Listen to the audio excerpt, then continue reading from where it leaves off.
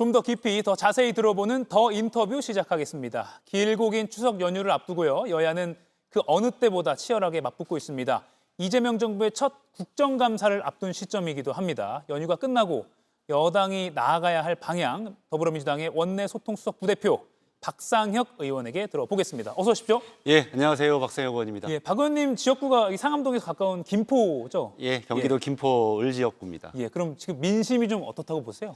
뭐 제일 중요한 거는 예. 팍팍한 살림살이의 문제라고 생각합니다. 예. 아무리 봐도 지난 12월 3일 내란 이후에 이 정부가 국민의 삶을 내팽개쳤기 때문에 예. 그로 인한 경제 어려움들 뭐 이런 것들을 뭐 현실적으로 굉장히 우리 서민 여러분들이 많이 느끼고 있고요. 예. 그게 어디서 볼 수 있냐면 아마 어떤 지역도 다 비슷한 것 같은데 공실이 너무 많아졌습니다. 아, 그러니까 우리가 자영업자가 굉장히 많이 있으신데 예. 그 자영업자들 일할 수 있는 환경이 그런 것들이 황폐화되다 보니까 공실이 굉장히 커졌다라는 것이 제일 문제라고 생각하고요. 예. 또 한편으로는 지금 아직 그 내란의 문제가 해결이 되지 않았기 때문에 이 부분에 대한 빠른 청산 이 두 가지가 아마 국민 여러분들께서 저희 정치권에 주시는 말씀이라고 생각합니다. 예.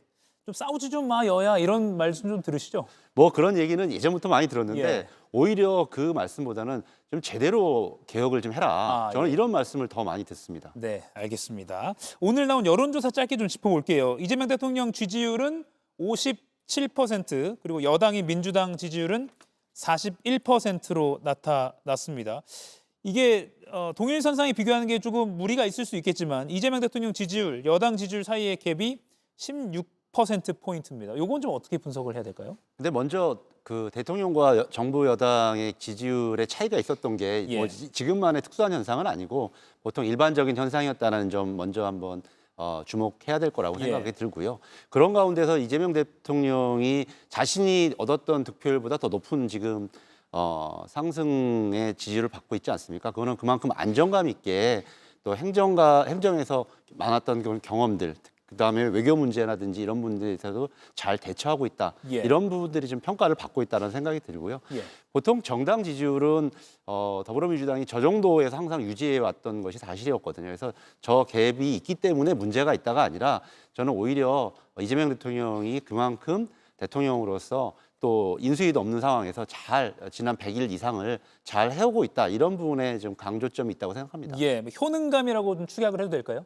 뭐 그런 말들도 우리 지지자들 많이 쓰는데 잼며들었다 이런 말도 많이 쓰는데 예. 이재명 대통령의 그 효능감이 많이 국민 여러분들에게 많이 어필되고 있다. 저는 그렇게 이해하고 있습니다. 예. 상대당이 국민의힘은요. 지지율이 22%입니다. 민주당 41%, 국민의힘 22%. 거의 속칭 뭐 더블 스코어인데 이 상황은 어떻게 보세요? 상대당의 지금 처지.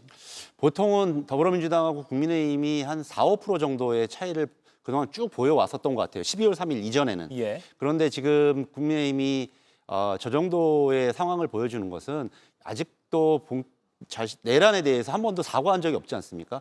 그게 결정적인 이유죠. 그 예. 이후에 전당대회에서도 장동혁 대표를 뽑는 과정들을 보면 결국 그 아스팔트 극우 세력을 본격적으로 품어안고 전환길 씨 등 이런 사람들이 당의 핵심으로 사실상 등장한 거죠. 그래서 결국 국민 여러분들 특히 제 주변에도 많은데 서울 같은 경우에서도 이런 극단주의적 경향을 보이는 사람들을 더 이상 신뢰할 수 없다. 저는 이런 것들이 다 반영되어 있다고 생각합니다. 예. 아직도 윤호개인과 절연하지 못하는 그런 상황이 반영됐다. 오히려 대구에서 집회를 하고 예. 서울에서 다시 대규모 5년 만에 장애 집회를 했습니다. 예. 윤어게인을 그러니까 절연하지 못한 것이 아니라 그걸 또 오히려 좀 본격화하고 있는 모습. 거기에 더해서 최근에 국회 상황들을 보면 여야가 합의한 법안마저도 필리버스터를 하겠다. 뭐 70여 건이 되는데요. 예. 아예 장외로 나가서 뭐 이렇게 국회를 팽개치고 민생을 팽개치는 모습에 확 박수와 환영을 보낼 국민들은 전혀 없다고 생각합니다. 예, 그게 거의 더블 스코어로 좀 반영되고 있다. 이렇게 봐야 되겠군요. 특검 수사 상황 하나만 짚어볼게요. 통일교 집단 당원 가입 의혹, 국민의힘 경남도당을 압수수색하는 과정에서 그 당원 가입서가 뭉터기로 발견됐다라는 보도가 나왔습니다. 그리고 특검은 몇 분지는 정확히 말은 안 하지만 그 뭉터기 발견은 맞다고 사실관계를 확인했고요. 그러면 통일교와 국민의힘 간의 유착 의혹은 당연히 더 짙어진다고 볼 수밖에 없을 것 같아요. 이미 지난번에 특검이 그 해당 대행 업체로부터 통일교 신자들 한 10여만 명이 입당했다는 사실을 확인하지 않았습니까? 예. 거기에 더해서 추가적인 언론 보도가 지금 이어지고 있는 건데요. 아예 이제 구체적으로 실물로 입당 원서를 발견한 거 아니겠습니까? 그래서 저는 지금 특정 종교 세력과 이 국민의힘이 유착된, 그래서 국민들의 참정권을 근본적으로 왜곡한 이 문제에 대해서 특검의 수사가 본격적으로 이어질 거라고 생각을 하고, 예. 이 문제와 관련해서 조금 더 여러 가지로 다각적으로 좀 살펴봐야 될 거라고 생각합니다. 다시 돌이켜 보면 윤석열 대통령이 처음 언제 부각되었는지 기억을 나세요? 기억이 안 납니다. 어떤 이 통일교와 관련된 언론사의 예. 창간 여론조사에 갑자기 이 아. 사람이 윤석열 씨가 검찰총장일 때 갑자기 부각이 됩니다. 그리고 윤석열 씨가 그때 나중에 정치를 시작하면서 그 언론 때문에 자기는 정치를 시작하게 됐다라는 얘기를 한 적도 있습니다. 예. 저는 그게 다 우연이 아니라고 생각합니다. 예, 그 여론조사, 그 지면 기사까지도 관계가 돼 있다. 저는 왜냐하면 굉장히 이제 언론사와 이 통일교는 뗄래야 뗄 수 없는 예. 관계 아니겠습니까? 저는 그런 부분들도 다 함께 조사와 수사가 이루어져야 된다고 생각하는 편입니다. 예, 실제로 윤영호 본부장과 권성동 의원을 소개시켜준 게 그 언론사의 부회장이었다, 이런 기사도 있으니까요. 그럼 경남 도당만 압수수색했을 때 이런 뭉텅이가 나왔으면 다른 지역도 지금 의혹이 충분히 있다고 보세요? 예, 그건 왜냐하면 그 통일교도가 전국적에 다 분산되어 있기 때문에 다른 지역에도 얼마 정도 이게 좀 분포가 되어 있는지는 잘 모릅니다만 다른 지역에 대해서도 압수수색이 좀 필요하다고 생각을 합니다. 예, 한학사 총재가 5개 지파에 지시를 했다, 이런 의혹도 있으니까 다른 지역에 대한 다른 지역 당에 대한 압수수색도 결과가 보도가 될 것 같습니다. 반면에 국민의힘 쪽에서 이제 반격을 할 거리가 생겼습니다. 진종호 의원이 제기한 민주당 그 김경 서울시 이제 탈당했으니까 무소속이지만요. 김경 서울시 의원이 종교단체를 동원해서 서울시장 선거에 개입하려 했다. 이건 좀 어떻게 봐야 됩니까? 저는 개인적으로 이분을 잘 알지 못합니다만 이분이 재선 서울시 의원입니다. 그런데 초선에서는 비례를 하고 그 이후에 지역구에서 이제 의석을 가지고 있는 것으로 알고 있는데 처음부터 단체장을 나가려고 했습니다. 예.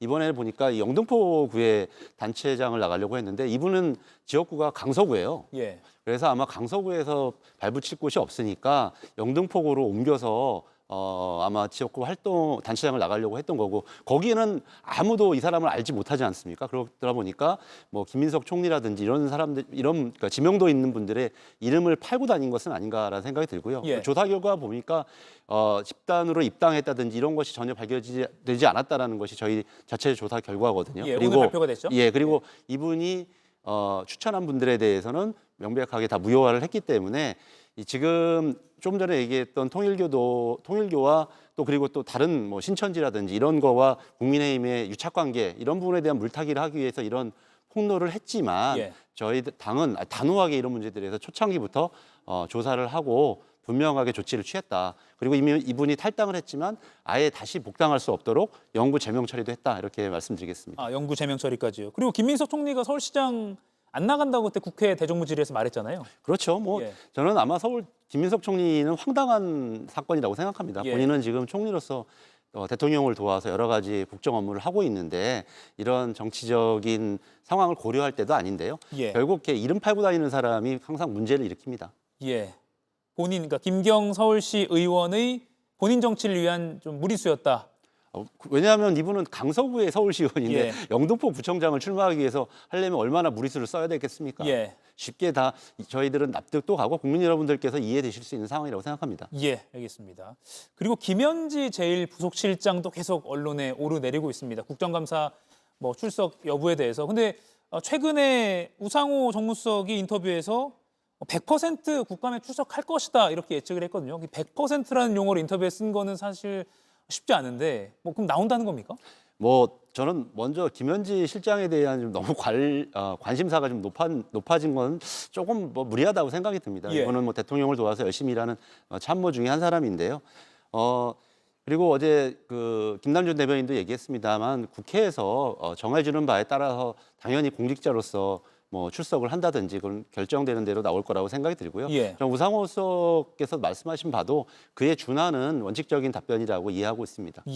요즘 제가 헷갈리는 것이 그럼 민주당도 국감 증인으로 채택하는데 동의를 하겠다는 건지, 아니면 동의를 하겠다는 건 아니지만 채택이 되면 김현지 실장은 나오겠다는 건지 그 전제가 어떻게 되는 겁니까? 보통 부속실장은 뭐 저도 운영위원입니다만 예. 제 생각은 부속실장은 대통령을 보좌하고 측근에서 그 수행을 하면서 여러 가지 일들을 봐야 되기 때문에 국감에 출석하지 않거든요. 나올 전례가 그리고 없죠. 또 모든 공직자들이 국감에 나올 때는 현직자가 나오는 게 기본입니다. 예. 네, 그거에 준해서 저희들이 국민의힘과 협의하도록 하겠습니다. 예, 국민의힘과 협의하겠다.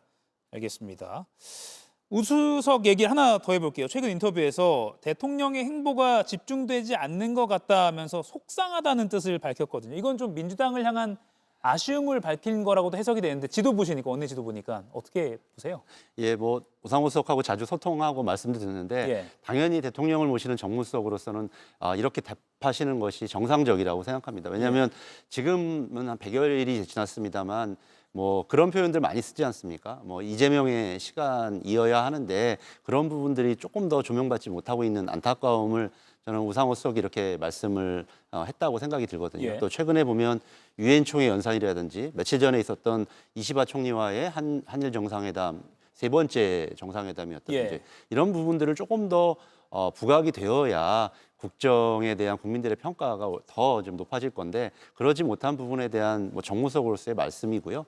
저희 당 지도부라든지 원내에서도 그런 부분들을 좀 고려해서 앞으로도 예. 정치 일정이라든지 또 여야가 협의하는 문제라든지 이런 거 할 때 더 참고를 하도록 하겠습니다. 예. 그래서 더 저희들이 당정대가 원팀 원보이스를 하자. 이게 또 정청래 대표의 기본적인 말씀이시고 항상 저희 의원들을 만날 때라든지 최고위에서 강조하는 바이기 때문에 혹시 지금까지 그런 부분이 조금 우리가 뭐 소홀함이 있었거나 부족하다면 앞으로 더 잘 해나갈 수 있도록 더 원팀 원보이스 해나가도록 하겠습니다. 예, 원팀 원보이스 알겠습니다.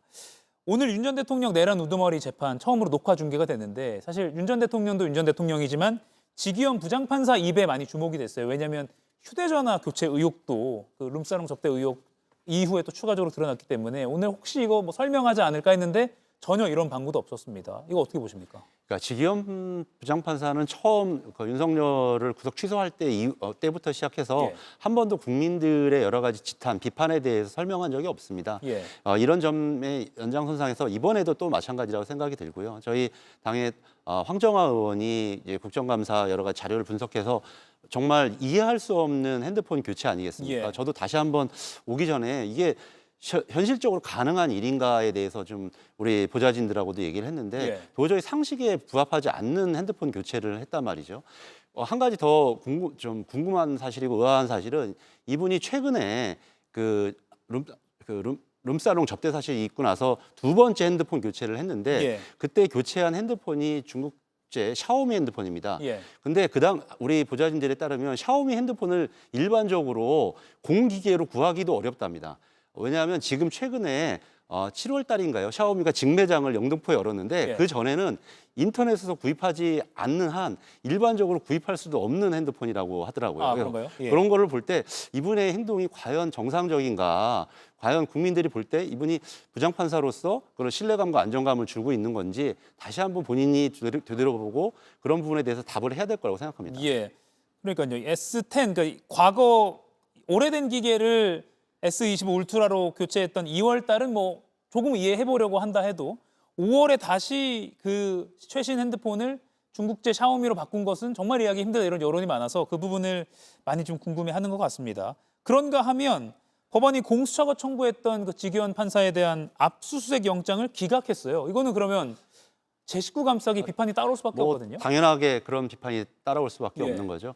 저는 먼저 공수처도 조금 더 속도를 내고 좀 강도 높은 수사를 해야 된다라고 좀 말씀드리고 싶고요. 예. 법원이 이번에도 보는 것처럼 뭐 공수처의 수사 결과를 지켜볼 수밖에 없다라는 매우 미온적인 태도를 좀 취하고 있기 때문에 한편으로는 공수처의 수사를 강도 있는 수사를 요청하면서도 또 법원도 이 문제에 대해서 이런 식으로 넘어가서는 지금 떨어진 사법부의 신뢰를 예. 다시 만회할 길이 저는 없다라고 생각이 듭니다. 그래서 거기에 더해서 공수처의 영장을 기각한 병장 압수수색 영장이 얼마나 기각률이 떨어지는지 알지 않습니까? 예. 대부분이 다 발부가 되는데 법원이 지기현 부장판사에 대해서 이렇게 영장을 기각했다.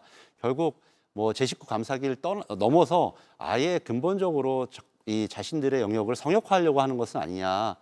앞으로 있을 이제 사법 개혁 이런 예. 목소리가 더 높아질 수밖에 없다 이렇게 생각이 듭니다. 예, 추석 이후에 이제 사법개혁안이 발표가 될 건데 원래는 그 전에 하려고 했지만 여러 현안 때문에 미뤘잖아요. 지금 원내에서 어느 정도까지 지금 완성본이 딱 나와 있는 겁니까? 제가 알기로는 예. 이제 사법개혁 특위를 중심으로 해서 대체적인 내용은 아마 성안이 된 것으로 예. 알고 있습니다. 발표만 남았나요? 뭐 최종적인 거야 발표될 때까지 항상 또 그런 부분에 대한 변수가 있기 때문에 우리가 확신할 수는 없습니다만 대체적인 좀 의견들은 좀 많이 모아진 것으로 제가 들었습니다. 예, 근데 예전에 저희도 뭐 다뤘지만 5가지 아닌가 대표적인 제 핵심 내용들이 있는데 그거에 대해서는 뭐 당내에서 논쟁이 있거나 이런 상황은 지금 아닌 것이죠. 뭐 대체적으로 오랫동안에 얘기해왔던 거죠. 예. 대법원의 좀 확대, 증언, 그다음에 투명, 그러니까 재판문의 공개라든지 이런 걸 확대, 그다음에 평가의 문제, 뭐 그다음에 대법관 추천위원회를 좀 더 외부에 많은 사람들이 참여를 통해서 예. 어떻게 법원을 좀 다양화하게 할 것인가. 저는 이런 대체적인 내용들이 다 담길 것으로 예상합니다. 예. 연휴 끝나면 발표될 테니까 좀 지켜보겠습니다. 그리고 김건희 특검에 파견된 검사 40명 전원이 집단으로 성명을 내서 논란이 됐습니다. 정성호 법무장관은 어제 검찰 내부 큰 동요가 있다는 거 오해다라고 또 좀 다독이는 듯한 발언을 하기도 했는데 법사위원들 중심으로는 또 징계 촉구 주장까지 나오고 있고요. 지금 원내에도 공식적으로 그런 요청이 있나요? 이거 징계해야 된다. 원내 입장이 나와야 된다. 어떻습니까, 상황이? 먼저 아마 특검에 있는 검사들도 지금까지 여러 가지 성과들을 볼 때 예. 열심히 또 특검에 파견돼서 수사를 해왔다는 점들 한번 좀 평가를 해야 될 거라는 생각이 또 들고요. 예. 그러면서도 이렇게 집단으로 성명을 내는 것 자체는 굉장히 저는 좀 부적절한 처신이라고 생각이 듭니다.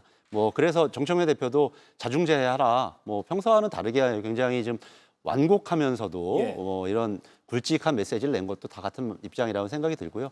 저는 법무부에서 이런 부분들을 좀 잘 파악해서 예. 뭐 한편으로는 필요한 부분들은 이분들과 좀 대화도 하고 필요한 부분이 만약에 좀 부적절한 부분이 있는지도 잘 살펴야 될 거라고 생각합니다. 예. 다행히 김건희 특검 이외에 뭐 내란 특검이나 순직해병 특검까지 그런 분위기가 번지진 않은 것 같긴 한데 수사 잘 되겠어? 이런 걱정이 덩달아 커지고 있거든요. 뭐 그런 점에 대해서 특검 우리 민중기 특검도 잘 조직의 리더로서 예. 역할도 해야 되고요. 또 정성호 법무장관이 원소속청의 이제 수장이기 때문에 이런 부분들도 잘 해줄 거라고 좀 믿습니다. 예. 그에 대해서 나경원 국민의힘 의원이요. 검사는 항의도 못하냐 이렇게 날을 세웠습니다. 그리고 또 거봐라 검찰개혁 이렇게 되는 거다 이렇게 좀 반론을 제기하거든요. 나경원 의원은 뭐 그런 얘기를 할 때가 아니라요. 특검에 가서 내란 특검에 가서 본인이 그 당시에 어떻게 윤석열 씨하고 얘기를 했는지 또는 특검에 신청한 증인 명단에 들어있는지 모르겠습니다만 상황을 에서 증언하는 게 좀 먼저일 거라고 생각이 들고요. 예. 괜히 지금 보면은 좀 여러 가지 본인이 법사위에서 간사를 자임한다든지 뭐 이렇게 해서 본인 몸값 부풀리기에 신경을 쓰고 있는데 아마 다 내년 지방선거를 위한 좀 포석이라고 생각이 듭니다. 본인이 해야 할 역할은 지금 수사를 받고 또는 증언하는 것이 먼저라고 생각합니다. 예. 연휴가 끝나면 이재명 정부 첫 국회 국정감사가 있습니다. 여당으로서는 어느 부분에 가장 방점을 찍고 있을까요? 이미 뭐 김병기 원내대표가 말씀드린 것처럼 예. 내란의 완벽한 청산을 위한 여러 가지 제도적인 장치 마련, 그를 위한 여러 가지 그동안 윤석열 정부의 실정을 다시 한번 좀 파악하는 것이 먼저겠고요.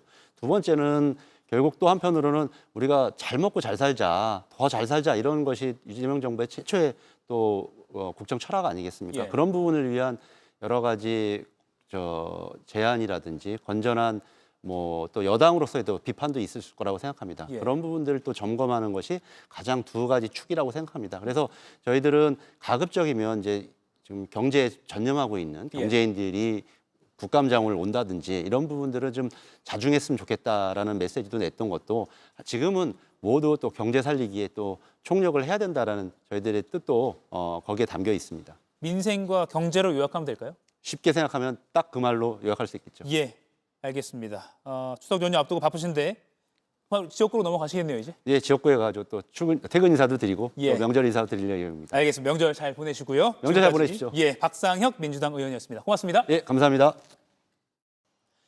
이가혁 라이브를 시청해 주셔서 고맙습니다. 이가혁 라이브는 평일 오후 5시 TV와 유튜브로 실시간으로도 함께 하실 수 있습니다.